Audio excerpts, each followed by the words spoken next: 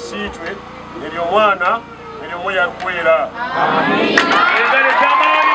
Bishop w'obureberezi bwa Bunyoro Kitara yashaba abakristayo ba district ya Kagadi kwejumbira mu kubinga obworo omu maka gabo hamwe n'ekanisa barukurabira omu kuhinga omwani hamwe na kokowa ebyari kugira ngu nibireta esente ombwira.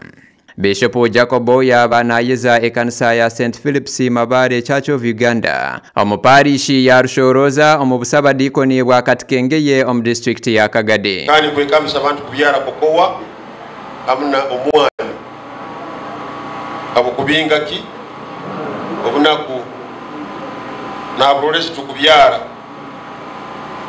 kandi gavumenti tuneyize omwani seedlings kasanju fomusi bayigabireyo omuntu tukwereza omwani ija kubanza kuija kurambura turole okasaba bitu 10 ebino birimire 10. Mukoro gu Bishop Jacobo yahiga abazeire okushemesa abana babo nuko bamareho obutamanya hamwe n'obutabanguko omu maka. Wosomesa omwana obo mwempowering omuhaire obusobozi omusobozese kandi omwana bwasoma akatandika kwerolera manyeri amagezi gonka gatunga omuntu asomere tasana takozere enyikara ye enzoka ye omuntu asomere kandi natina ruhanga dasigara n'ikyokimu.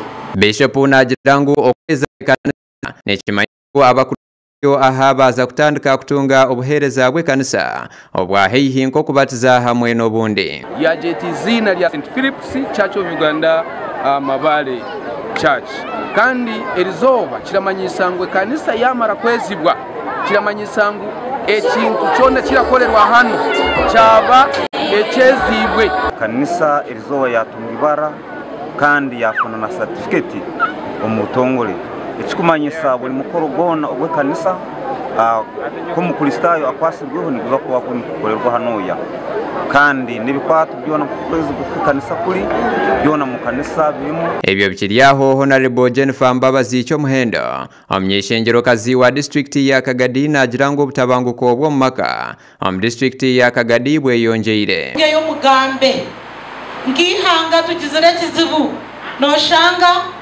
obushweka 30 aburi 10 abashija ne baterwa omumaka gonka tubakugamba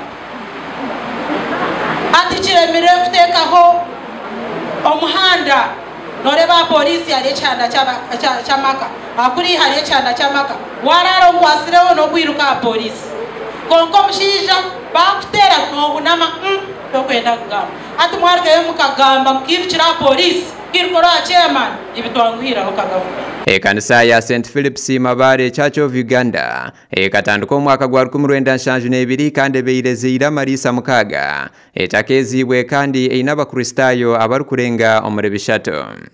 Gasha kwa Onesimus Studio habwe Tayari West.